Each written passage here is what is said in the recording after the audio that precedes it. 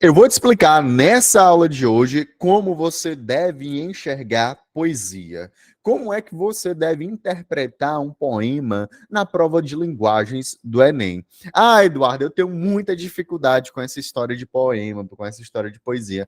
Na hora que eu vejo um texto em versos, eu já fico, meu Deus do céu, eu já não consigo de jeito nenhum olhar para aquele texto. Eu já pulo a questão. É para fazer isso? Depende, depende. Aqui, o nosso propósito é tirar a sua poesia-fobia. A gente vai tirar esse medo de poesia. Então, Eduardo, como é que eu vou entender poesia? Como é que eu faço para entender poesia? Pessoal, é o seguinte: você nunca vai entender algo se você não tiver em mente todos os elementos estruturais na sua mente. Então você precisa primeiro entender a estrutura de uma poesia para depois você conseguir entender o porquê que o autor escreveu daquela maneira. Nós temos o nível da poesia, um nível que é gráfico. Nós temos o nível da poesia que é um nível sonoro. Percebam, grande parte das canções, aliás, as canções do nosso dia a dia, elas são o quê? Elas são escritas na forma de poesia, na forma de poema. Não menos importante, temos o nível sintático, que é a relação entre os termos de uma oração, mas temos também o nível semântico. Geralmente lá no Enem, na maior parte das vezes, vai estar te perguntando ou algo do nível sonoro ou algo do nível semântico. Na maior parte das vezes. Isso não significa que não possa pedir outra relação, que na realidade vai pedir, tá bom? Então tem que tomar muito cuidado. Eu falo que tem mais recorrência ao nível sonoro e ao nível semântico, mas você tem que entender que não vai se restringir a isso. Edu, então, como é que a gente vai entender poesia? O que é que eu faço para entender poesia? Pessoal, eu gosto muito de sempre referenciar as minhas aulas.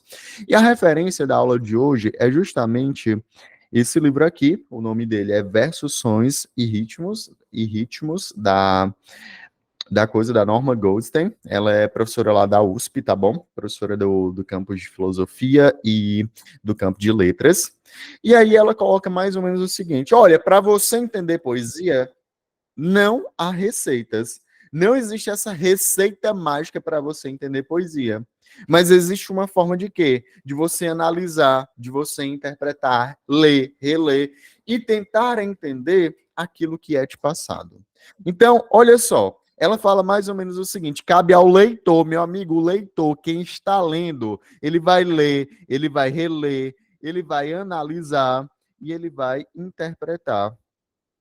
Ao analisar, é claro, é mais simples começar pelos aspectos mais palpáveis do poema, aquele que salta aos olhos e aos ouvidos. O que eu falei para vocês é a relação gráfica e a relação o quê? E a relação semântica de sentido, a relação sonora. Então ela pede para a gente começar por esse aspecto. Mas o que que acontece, José? É muito importante você entender. O poema, ele tem um nível de subjetividade? Sim, com certeza. Você vai encontrar subjetividade no poema, logo ele é literário. Mas, não menos importante, você tem que diferenciar uma coisa. Você está no Enem para ler um poema ou você está no Enem para responder uma questão?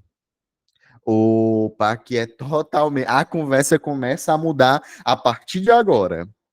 Eduardo, o poema, ele tem subjetividade? Sim, o poema, ele tem subjetividade. Então, o poema, ele pode ser subjetivo. Só que uma questão no Enem, ela não é subjetiva, pessoal. A questão no Enem, ela é objetiva. Então, a gente vai olhar aqui, logicamente, para os elementos estruturais, mas sabendo, todas as vezes que eu olhar para uma questão no Enem, eu faço a seguinte pergunta: o que que o autor da questão está querendo de mim? Eu vou ler o texto em busca do que o autor quer e não tentar interpretar cada linha, cada ponto, cada verso. Não, você não está no Enem para isso.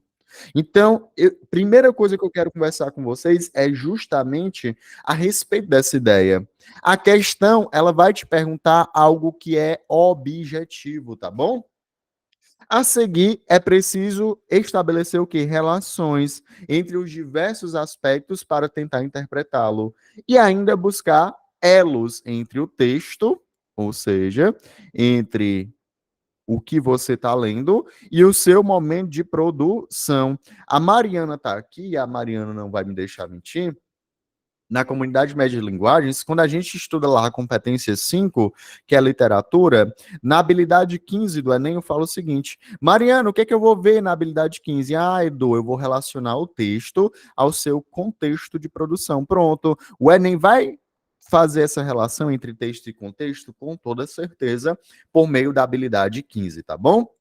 Como já foi dito, essa relação é fundamental para o quê? Para a compreensão do sentido do texto. Beleza, pessoal? Por que, Eduardo? Porque, por exemplo, se alguém te perguntar como é que tu pensa, evidentemente, a forma como tu pensa, a forma como tu escreve, reflete muito o ambiente que tu mora, o século que tu mora, o ano que tu mora. Beleza? Tudo bem, pessoal? E aí, Eduardo, de elementos estruturais. Pessoal, é o seguinte, a primeira coisa, quando eu olho para uma poesia, eu vou olhar principalmente se ela é regular ou se ela é irregular. Eduardo, regularidade tem a ver com o quê? Tem a ver justamente com a historinha lá da escansão. Quantas sílabas poéticas tem cada verso? Pessoal, se eu tenho um poema e todos os versos têm a mesma quantidade de sílabas poéticas, significa o quê? Significa que nós temos um poema regular. Ou seja, segue uma regularidade métrica. Ah, Eduardo, mas se eu fiz a escansão e um tem 7, o outro tem 8, o outro tem 9, significa que ele é irregular. Esse é o primeiro nível que você deve olhar. Eu não vou me ater muito aos fatos de como fazer a escansão, porque essa aula ela é voltada para Enem e talvez não seja o principal objetivo, tá bom? Aí, Eduardo, em relação a essas sílabas poéticas, a gente pode justamente classificar essas sílabas poéticas. Como assim, Eduardo? Como essa é a classificação? Bem rapidamente, pessoal. Nós temos basicamente. Deixa eu aceitar aqui, pessoal. Nós temos basicamente, por exemplo, se tem uma sílaba poética, monossílabo, duas sílabas de sílabo, mas eu quero que você preste atenção para o poema que tem 5 sílabas poéticas, que ele é chamado de redondilha menor, tá bom? Então, redondilha, Eduardo, é um poema, ou aliás, é uma métrica. Ela é uma métrica o quê? Classicamente medieval, juntamente com a redondilha maior. Então, quando tu enxerga isso nas questões, esse poema, ele é um poema que segue o padrão medieval porque tem redondilhas menores e redondilhas maiores. Nós estamos falando de quê? Nós estamos falando a respeito dos versos com 5 sílabas poéticas, redondilha menor, e 7 sílabas poéticas, redondilha maior, tudo bem? Outro que eu vou chamar muita atenção de vocês é o verso com 12 sílabas 12 sílabas poéticas. Qual seria esse? Nós chamamos, olha aqui, com 12 sílabas poéticas, é o que nós chamamos de verso alexandrino, pessoal. Em geral, esse verso alexandrino, ele está muito mais ligado que a um padrão clássico, beleza? Padrões medievais, redondilha menor e maior. Padrões mais ligados ao clássico, alexandrino. Eduardo, e nós também esse daqui que é importante, o verso decassílabo, tá bom? Muitos autores utilizam esse tipo de verso decassílabo nos seus poemas. Não menos importante, mais de 12 sílabas poéticas, nós temos o quê? Nós temos um verso que é bárbaro, tudo bem? Então, basicamente aqui, só alguns detalhes que é importante você entender. Por que, Eduardo? Por que a gente sai aí fazendo escansão dos poemas? Não, porque as questões vão te perguntar a respeito disso. Pode ter uma questão no Enem que ela fale a respeito de redondilha menor. Pois pronto, tem que saber o que é uma redondilha menor. Eduardo, mas eu não gosto disso. Mas é aquela coisa, na vida a gente não sabe somente aquilo que a gente gosta. A gente sabe muito mais do que a gente deveria, e mesmo assim a gente ainda assim é ignorante. Vamos lá, olha só. Estava falando em relação ao verso. Eduardo, agora em relação à estrofe. Em relação à estrofe, nós podemos dividir, nós podemos classificá-la em relação ao quê? O que é uma estrofe? Primeira coisa, a estrofe é um conjunto de versos. Uma linha em branco vem antes e outra depois da estrofe, separando-a das demais partes do poema e marcando sua unidade. Todo mundo aqui sabe o que é uma estrofe. Vamos dar uma olhadinha como é, conforme o quê? Conforme o número de versos, essa estrofe ela pode ser chamada de uma maneira diferente.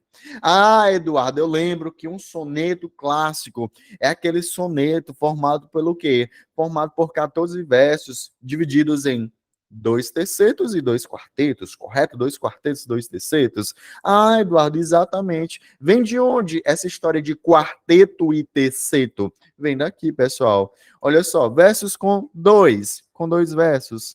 Dístico com três, terceto.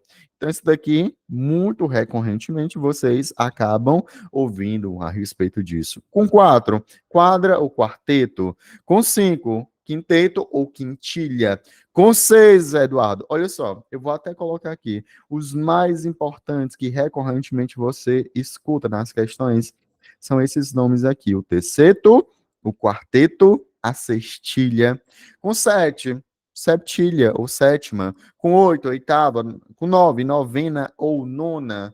Com 10, a décima. Então, aqui, somente com a quantidade de versos por estrofe. Então, por exemplo, se eu tenho um poema que ele é dividido desse jeito, ó, 1, 2, 3, aí outra estrofe, 1, 2, 3.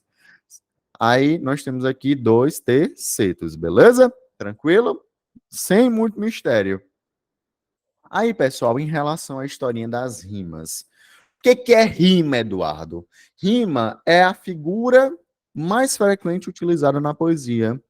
Uma rima, ela é construída a partir de quê? De uma similaridade sonora presente no final ou então no interior dos versos. Então, nesse caso, pessoal, nós temos a possibilidade de que a rima, ela pode ser chamada de rima interna e rima externa. Eduardo, o que é a rima externa? É a que você mais comumente lembra. Rima externa ocorre quando se repetem sons semelhantes no final de diferentes versos. Então, aquele verso que tu tem um final que termina com AR, aí o outro também termina com AR, isso daí é uma rima o quê? Externa. Pode haver também a rima entre a palavra final de um verso e outra do interior do verso seguinte. Então, nós chamamos de quê? De rima interna. Então, aqui é a diferença entre rima interna e rima externa. Rima externa, final de diferentes versos. Rima interna, interior, no caso, final de um verso e outra palavra do interior do verso seguinte. Em ambos os casos, a rima interna ou externa trata-se de um quê? De um recurso de grande impacto musical, evidentemente, e contribui também com o ritmo do poema. Aí, Edu, nós temos também o quê? A tal da rima constante e rima toante. Pessoal, o que é isso? Rima pode ser constante ou toante. A consoante, no caso, é aquela que apresenta semelhança de consoantes e vogais, como aqui nesse quartetinho aqui do, do Drummond. Senta-se na cadeira e aceita nosso jantar. Tranquilo, em casa mineira, olha só, cadeira mineira, jantar, lugar. Então, qual a definição? Há uma semelhança de consoantes e vogais, tudo bem? Beleza? Não menos importante, pessoal, a gente tem a definição em relação às rimas que são ricas e às rimas que são pobres, tudo bem? Eduardo, rima rica e rima pobre tem a ver com o que exatamente? A gente pode classificar isso de duas maneiras. Quais são essas duas maneiras, Eduardo? Eu posso ter um olhar relacionado à gramática e eu posso ter um olhar relacionado ao campo sonoro. Eduardo, nesse caso, pela óptica gramatical, as rimas ricas são aquelas que pertencem à mesma, são o quê? A classe de palavras, o quê? Diferentes. Exemplo, Eduardo, pomar é o quê? O pomar é um substantivo, apanhar é um verbo. Então, pomar e apanhar são classes morfológicas diferentes. Não menos importante, deixa eu colocar outra cor aqui. Mente. A mente é o quê? Um substantivo. Docemente é um advérbio. Já as pobres são que pertencem à mesma classe gramatical. Docemente, alegremente, dois advérbios. Lar, pomar, dois substantivos. Quanto ao critério fônico, então, em relação à gramática aqui, nós temos as rimas ricas e as rimas pobres. Nesse caso, pobre, nós temos o quê? Mesma morfologia. O que significa mesma morfologia, Eduardo? É um advérbio com um advérbio, é um substantivo com um substantivo, é um verbo com um verbo, é um pronome com um pronome. Rimas ricas tem a ver com o quê? Rima rica tem a ver com classes morfológicas, o que? Diferentes, beleza? Aí, em relação ao sonoro, quanto ao critério fônico, as rimas ricas são as que têm o mesmo som a partir da vogal tônica. Por exemplo, vida e descida. Por que que eles são rimas ricas? A partir do quê? A partir do i tônico. As rimas apresentam uma semelhança sonora antes mesmo da vogal tônica. Aí, nesse caso aqui, nós teríamos o quê? As rimas ricas, beleza? Então, olha só, as rimas apresentam uma semelhança sonora antes da vogal. Então, em relação à sonoridade, tu vai procurar quem? A vogal, peraí, tu vai procurar sempre a vogal o quê? Tônica, correto? Vogal tônica. Se essa vogal tônica for para quem contribui para a proximidade, significa que é uma rima pobre, beleza? Agora, se antes da vogal tônica, você já tem uma similaridade, é porque é rica, beleza? Então aqui, basicamente, firmamento, tormento, antes mesmo da tônica aqui, que é o E, você já tem o quê? Uma similaridade. Já no que diz respeito ao quê, pessoal? Ao local em que elas se encontram na composição do poema, as rimas são denominadas a partir do esquema em que se enquadram. Emparelhadas, paralelas ou gemidas. O que significa isso? Ocorre nessa proposição aqui, ó. A, B, B. O que significa isso? Ocorrem quando a rima se encontra em dois versos unidos, como o próprio nome já indica, formando um par. Emparelhadas formam o quê? Formam um par, beleza? Não menos importante, rimas intercaladas ou interpoladas.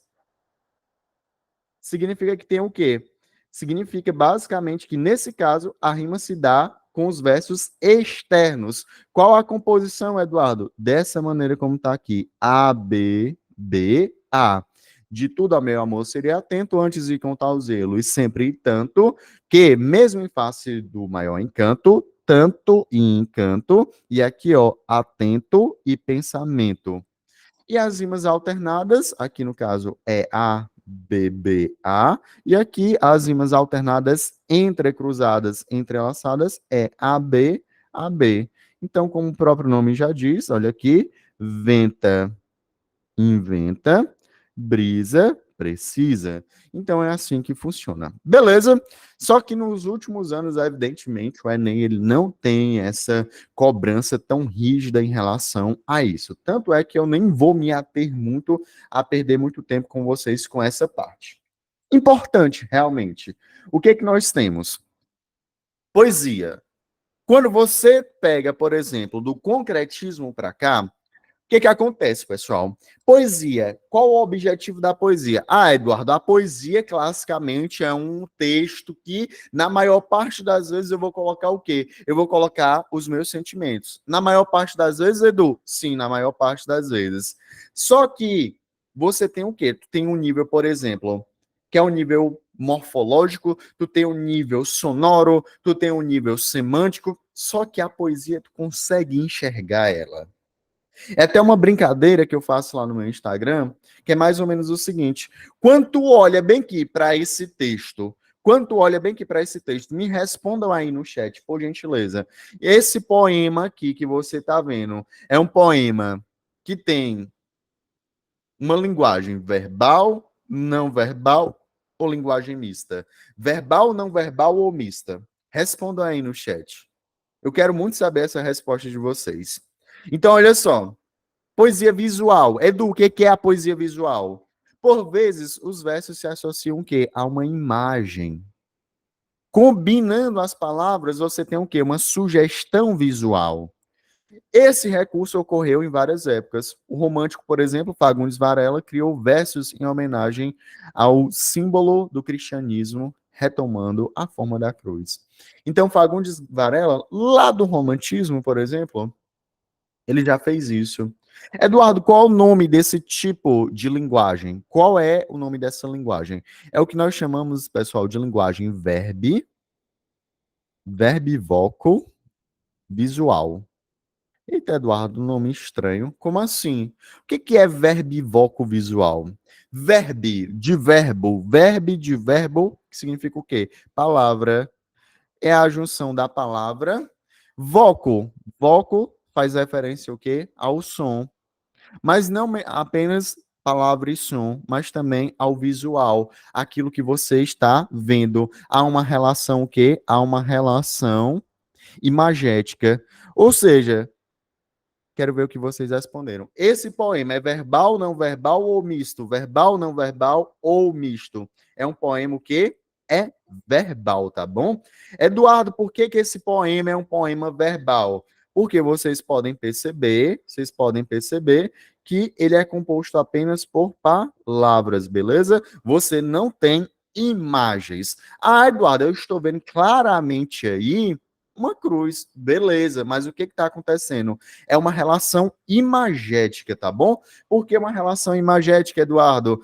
Quando tu coloca as palavras da maneira correta, quando tu coloca as palavras em uma disposição que você quis, nesse caso, exatamente, estava justamente no simulado Bernoulli, Débora.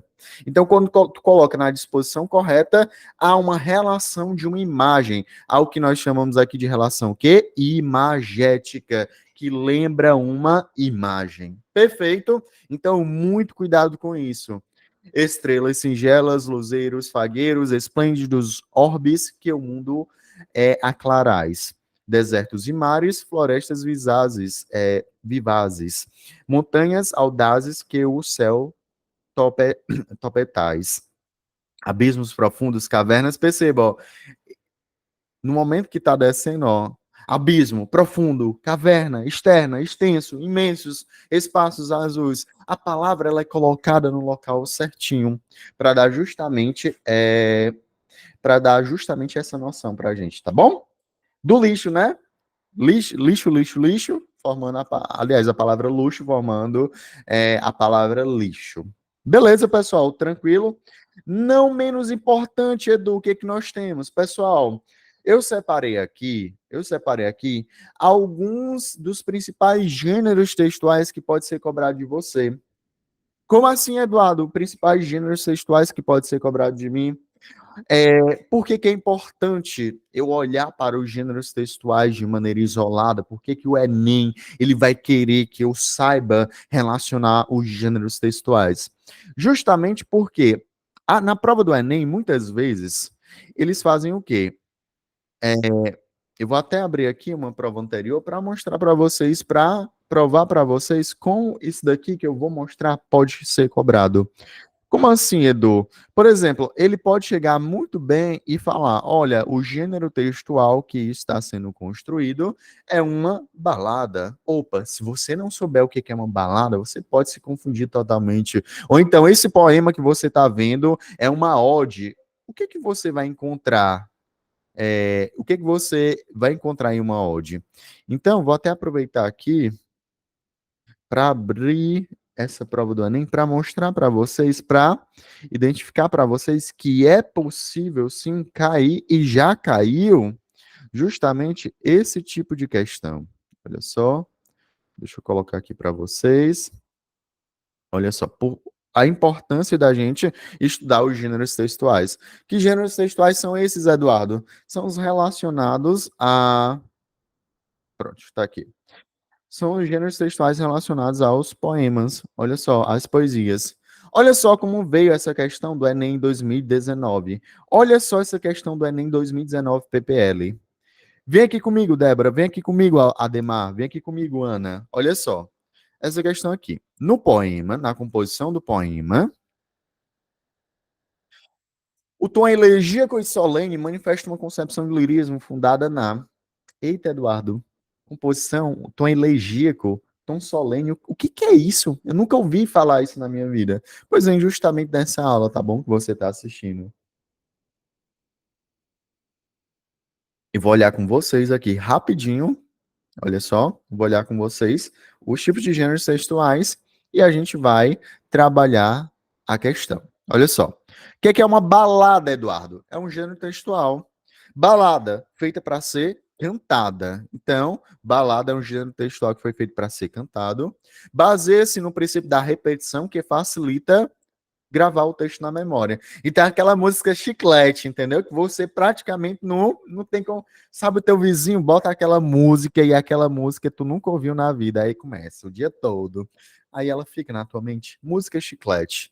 A mesma ideia ou a mesma frase repete-se ao término de cada estrofe. Costuma apresentar 3/8, estrofes, lógico, de 8 versos, e geralmente com versos de 8 sílabas. Algumas baladas populares relatam lendas, como uma espécie de narração por forma de versos. Então, Edu, descobrimos o que é uma balada. Mas, Edu, o que é um vilancete? O que seria esse vilancete?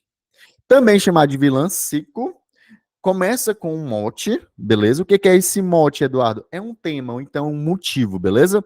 Então, é um poema que ele começa ali com um tema, com um motivo, com algo que você quer escrever. E esse tema ele vai ser o quê? Vai ser desenvolvido ao longo do poema. O mote está contido o quê? Em uma estrutura curta inicial. A seguir, vem as voltas, 3 ou mais 4 estrofes maiores, que desenvolve e glossam ou comentam o mote. Na estrofe da volta, repete-se um dos versos do mote. Eduardo, não entendi muito bem. Basicamente, tu tem uma ideia inicial e tu vai desenvolver essa ideia inicial. É como se fosse, é um poema, como se fosse argumentar, tá bom? Em cima dele. Nós temos a ode, pessoal. A ode, o que é a ode? Olha só. Entre os antigos gregos e romanos, era uma canção alegre para ser o quê? Para ser cantada. Depois passou a designar um poema o quê? É um poema lírico. O que que significa ser um poema lírico, Eduardo? O que que é lirismo?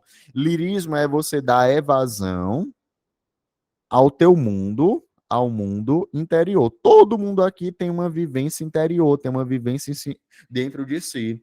É justamente isso. No lirismo é você dar evasão a esse mundo interior. Pode celebrar o quê? É um poema que geralmente celebra, beleza? Então, exprime o quê? Os grandes sentimentos da alma humana. Pode celebrar fatos heróicos, religiosos, o amor ou os prazeres. Sem obedecer regras tão rígidas, a ode costuma ser dividida em estrofes iguais e com o mesmo número de versos. Edu, eu tenho que memorizar para o Enem a composição, a estrutura, a estrutura composicional de quê? De um gênero textual.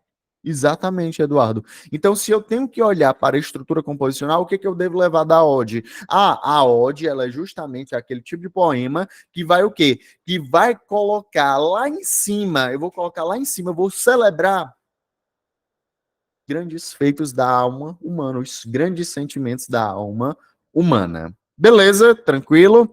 Não menos importante, pessoal, não menos importante, nós temos o quê? Canção. Pessoal, o que é canção?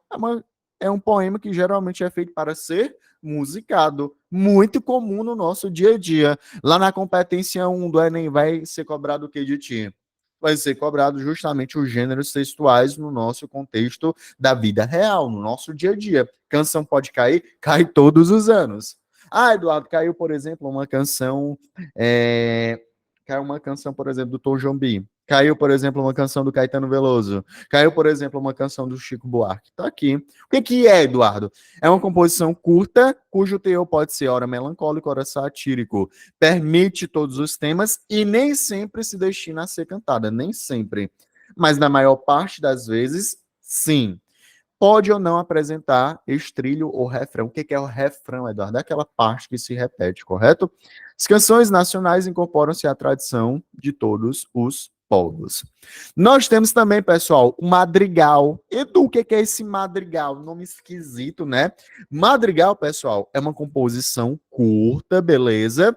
Destinada a homenagear alguém, por vezes valendo de quê? De uma confissão de amor, meu amigo. Você vai colocar para fora aquele seu sentimento. Meu Deus do céu. Eu tô amando tanto aquela pessoa, mas eu não sei como dizer para ela. Eu vou escrever um madrigal. Pode ser estruturado em qualquer metro, tá bom? Mas geralmente emprega as redondilhas. Voltando, redondilha. A gente lembra de qual padrão? Padrão medieval, beleza? Tranquilo? Aí nós temos também o quê? Ou mescla versos de 6 e de 10 sílabas. Pronto, pessoal, chegamos bem aqui na questão que eu estou mostrando para você. O que é uma elegia, Eduardo? Ele está falando aqui que esse poema ele tem o quê? Ele tem um tom elegíaco. O que seria esse tom elegíaco que já caiu no Enem? Elegia é um texto lírico. Texto lírico significa o quê? Eu dou a evasão ao meu mundo interior. E aí, o que que tem? Eu tenho uma composição destinada a exprimir o quê? Meu amigo, o que que eu tenho numa elegia? Uma tristeza, ou então sentimentos melancólicos. Então, num poema que é elegíaco, é porque eu estou expressando a minha tristeza que eu guardo dentro da minha alma, que eu guardo dentro de mim. Nós temos o idílio, égloga e ou pastoral. É o poema típico de onde? Dos Árcades, beleza? Típico do arcadismo. Composições que celebram o quê? A vida no campo. Meu amigo, esqueça essa história da cidade. Na cidade tem só coisa ruim. A vida boa é a vida no campo. É a vida trabalhando com o gado. É a vida plantando. É a vida com a natureza. É a atividade agrícola. É a atividade pastoril. É o que? É o bucolismo. Essa palavra que você escuta muito lá no arcadismo vem justamente desse tipo de composição que leva para cima a vida no campo, a vida pastoril, que tem um tom bucólico. O que é o tom bucólico, Eduardo? Que a vida no campo é a vida que realmente deve ser vivida. Edu, não menos importante, pessoal, eu sei, é muita coisa. Hoje eu estou trabalhando muita teoria com vocês. Por quê? Porque eu tenho medo de você chegar no Enem aí falar desse jeito. Olha, nós estamos aqui diante de um rondó. Já é rondó, Eduardo? Então tem que saber, beleza? Então, olha só, o que é rondó ou rondel? Isso daqui são os gêneros textuais, pessoal. Sucedem-se tipos iguais de quadras ou estrofes maiores em versos de 7 sílabas. Os dois primeiros versos de uma estrofe são retomados adiante em cada estrofe. Ou seja, é um poema e de estrutura. Perceba, aqui dentro dos gêneros textuais que a gente está trabalhando, alguns se classificam pelo quê? Pela temática. Por exemplo, a elegia, uma temática triste. Beleza? O rondó, a estrutura que é fixa. Epitalâmico, Eduardo. O que é o epitalâmico? É um poema composto para o quê? Para celebrar o quê? Casamento, meu amigo. Epitalâmico é para festa, é para você celebrar um casamento, beleza? O triolé, Eduardo. O que é o triolé? Basicamente é o quê? Compõe-se de uma ou mais oitavas em versos de 7 ou 8 sílabas. Aparece dois tipos de rima. O quarto verso, aliás, repete o primeiro e os dois versos finais da estrofe retomam os dois primeiros. Aqui, mais uma vez, um tipo de poema estrutural. Sextilha, Eduardo. Opa, sextilha compõe-se de 6 sextilhas. O que é a sextilha mesmo? Seria a estrofe com 6 versos. Geralmente, em versos decassílabos, o que é versos decassílabos? Tem a ver com a quantidade de sílabas poéticas dentro do verso, beleza? Seguidos de um terceiro final. Os versos devem terminar com palavras de 2 sílabas. As palavras no final dos versos da primeira estrofe devem reaparecer em versos das outras estrofes. Então, aqui estamos trabalhando mais uma vez um gênero textual caracterizado pelo quê? Caracterizado pela estrutura. Eu falo logo para vocês, pessoal, o que eu devo levar daqui? Principalmente os gêneros textuais relacionados à parte lógica, beleza? Ao que se repete na lógica. Além disso, Eduardo, nós temos o quê? Nós temos o haikai. Eduardo, o que é o haikai mesmo? Tenho certeza que todo mundo aqui já ouviu falar no haikai. É um tipo de poema japonês composto de quê? De 17 sílabas, correto? Distribuídas em 3 versos apenas. 3 versos. O primeiro de 5, o segundo de 7 e o terceiro de 5 sílabas. Originalmente sem rima, só que no Brasil vem sendo retomado de maneira rimada, tudo bem? Consiste na anotação poética e espontânea de um momento especial. Aqui, por exemplo, Infância, do Guilherme Almeida, de Almeida. Se vai tentar dizer tudo em 3 versos, em apenas 17 sílabas. Um gosto de amora, comida com sol. A vida chamava-se agora. Opa, ele está descrevendo. Em 3 versos ele consegue descrever, ele consegue passar a ideia para a gente do que representa a infância para ele, correto? E aí, pessoal, talvez o mais famoso de todos, que é o tal do soneto. O que é o soneto, Eduardo? Soneto é um poema de forma fixa, correto?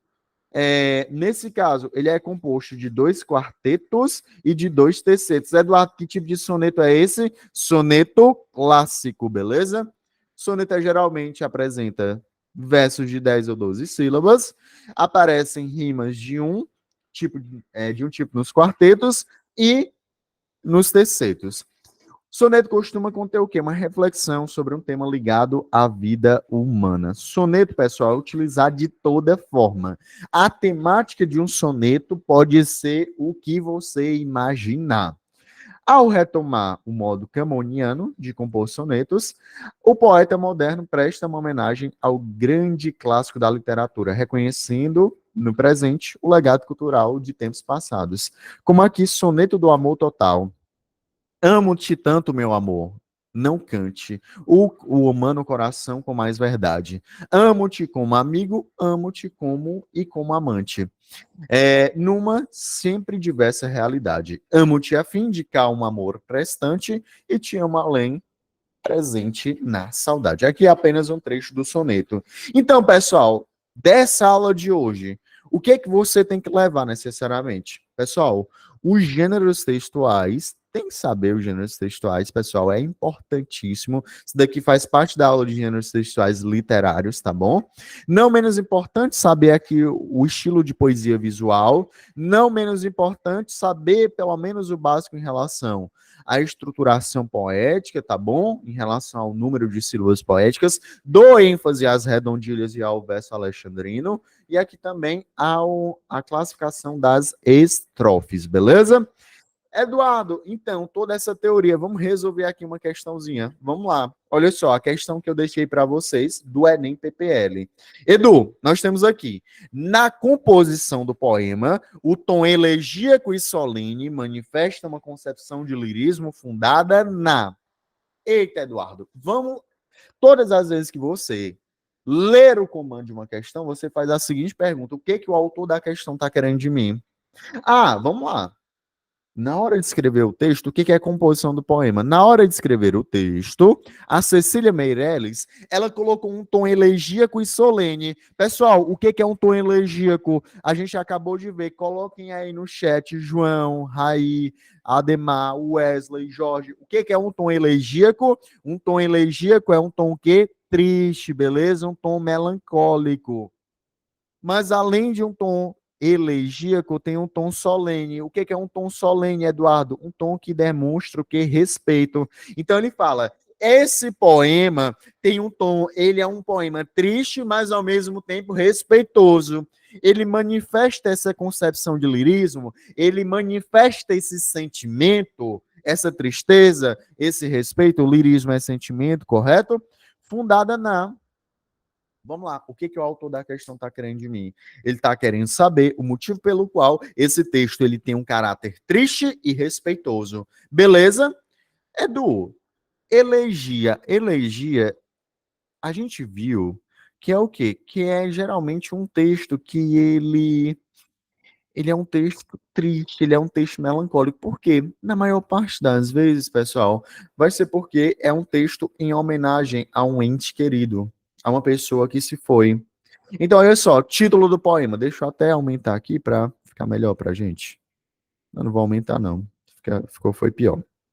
Mas olha aqui. Título do poema: Canção. Canção, geralmente um poema para ser musicado. Geralmente.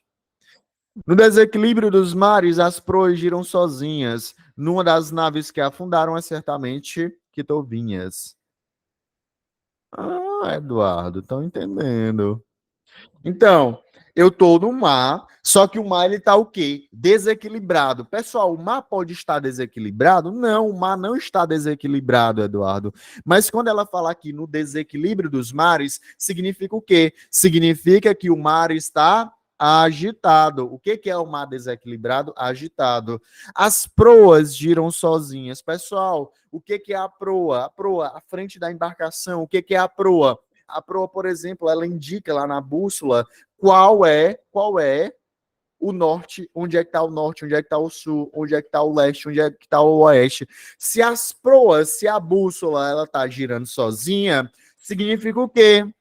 Significa, Eric, que eu estou perdido, eu não sei onde é que eu estou. Então o mar está desequilibrado, as proas estão girando sozinhas. Numa das naves que afundaram é certamente que tu vinhas. Então a pessoa, o tu representa o quê? Representa a segunda pessoa do discurso. É segunda pessoa. E segunda pessoa representa o quê?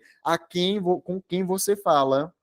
A segunda pessoa representa a quem você fala. Então, se ela botou um tu, é porque ela está fazendo esse poema em homenagem a essa pessoa. Então, ela está falando o quê? Meu amigo, o mar estava extremamente agitado, estava tendo tempestade, vocês estavam perdidos, as proas giravam sozinhas e a nave afundou. O que é a nave, Eduardo? O navio que tu vinha afundou. Pessoal, tá dando para ter uma ideia do que aconteceu? Qual a ideia que nós temos aqui nesse primeiro quarteto? Por que quarteto, Eduardo? É uma estrofe com 4 versos.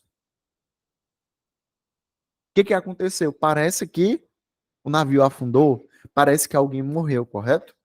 E eu te esperei, eu fiquei aqui te esperando. Sem desespero e sem desgosto, e morri de infinitas mortes. Pessoal, morrer de infinitas mortes. Eu estou repetindo aqui, correto? Essa repetição dá ênfase. Qual o nome da figura de linguagem? Pleonasmo, estilístico, correto?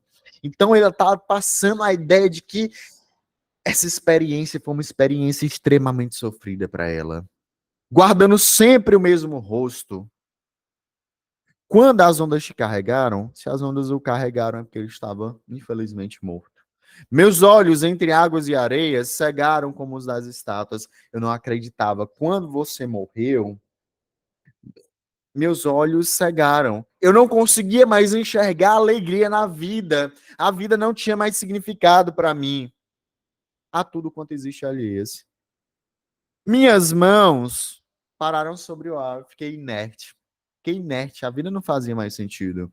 Endureceram junto ao vento e perderam a cor que tinha. Nossa, a cor que a vida tinha não tem mais. A cor que eu tinha é literalmente, Eduardo, a cor? Não, a cor aí é uma forma metafórica de dizer o quê? A percepção que eu tinha da vida. Perdeu a cor e a lembrança do movimento. E aí, pessoal, e o sorriso que eu te levava desprendeu-se e caiu de mim. E só talvez ele ainda viva. Opa, passei demais, desculpa.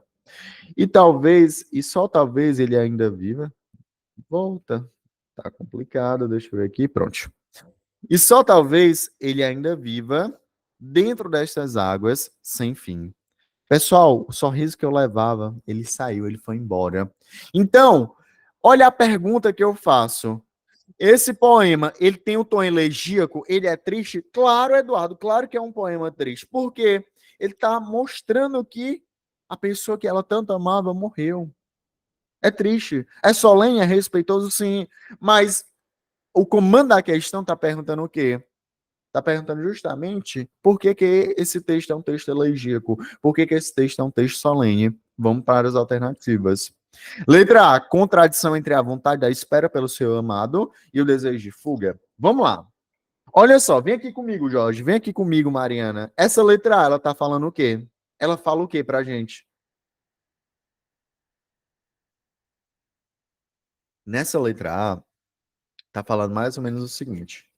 Olha, meu marido saiu para o mundo e eu estou com o quê? Eu estou com uma contradição. De um lado, eu estou pensando o seguinte, rapaz, eu acho que eu vou esperar ele voltar.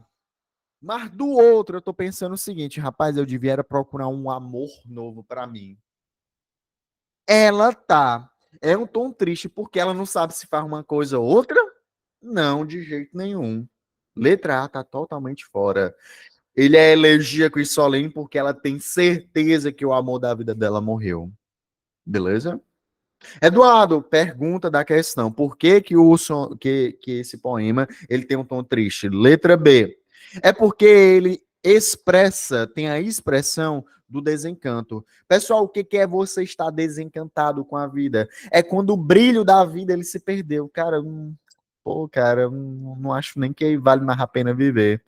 Diante da impossibilidade da realização amorosa, tá impossível ela ter o amor da vida dela novamente? Sim, sim, sim. Então, letra B, a gente deixa em stand-by. Vamos olhar as outras. Letra C, associação de imagens díspares, aliás, indicativas de esperança no amor futuro. É um poema triste porque ela tem esperança, percebe como o comando da questão e a letra C, um não tem nada a ver com o outro. Letra D, recusa a aceitação da impermanência do sentimento pela pessoa amada. Pessoal, vamos colocar em miúdos o que fala a letra D. Ela recusa, ela de jeito nenhum, ela quer aceitar que não existe a impermanência, ou seja, que o sentimento amoroso dela não permanece mais nela. Ela não quer, ela tá falando assim, eu não aceito jamais que eu não ame mais essa pessoa. É isso? Não, não é. Ela tá triste porque a pessoa que ela tanto amava foi embora. Então não é essa recusa à impermanência do sentimento, tá bom? Letra E. Consciência da inutilidade do amor em relação à inevitabilidade da morte. O que a letra E está falando? Meu amigo, se todo mundo vai morrer um dia, se todo mundo vai morrer um dia, Nonato, se a gente vai perecer, se a gente não vai ficar aqui na Terra para sempre, Wesley, então não vale a pena amar ninguém, não. Rapaz, essa letra E, ela é uma letra o quê? Ela é uma letra totalmente o quê? Totalmente, como é que eu diria? Polarizada, correto? Então é radical, radical. Então, nesse caso, amargurado. Então, não é essa inutilidade do amor, porque todo mundo vai morrer um dia, não. Cadê meu mouse? Agora eu perdi o meu mouse. Pronto, está aqui. Não é por conta dessa inevitabilidade da morte. Mas quando ele pergunta aqui, olha só, esse poema ele tem um tom solene e triste, porque ele expressa o desencanto, a pessoa está desencantada, a pessoa está o quê? Extremamente triste, porque o amor da vida dela foi embora. Beleza, pessoal, tranquilo? Tudo bem? Seguinte, você que está assistindo esse vídeo por meio de uma gravação, eu vou deixar logo aqui abaixo o link da lista de resolução dessa aula, tá bom? Para que você possa praticar. É essencial que você pegue todos esses conceitos que a gente viu nessa aula de hoje e você possa tirar essas dúvidas, que você possa realmente praticar. Espero que você tenha gostado dessa aula. Já deixa o like aqui no nosso vídeo e não esquece de se inscrever no nosso canal do YouTube. Beleza?